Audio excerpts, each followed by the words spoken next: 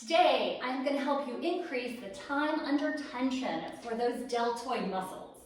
This is the lateral raise pulsing exercise. So lateral raise pulses, sometimes called quarter lateral raises. To do these, I'm going to grab some dumbbells. And you start as you would with a regular lateral raise. So chest is lifted, standing nice and tall. I like to bring the dumbbells just slightly in front, keeping a small bend in your elbows.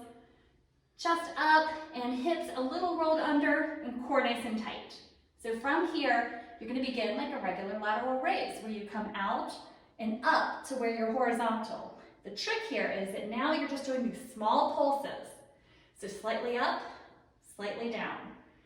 It's just a few inches and it's a very controlled movement.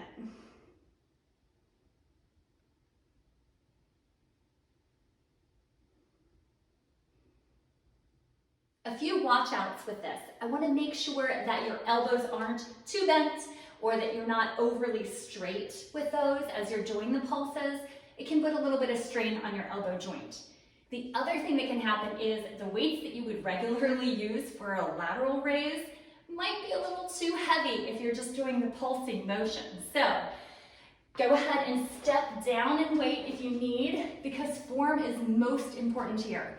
So again, you're lifted up, holding up, and it's a small up and down. No momentum, just concentrated mind-muscle connection there. Okay, that is lateral raise pulses.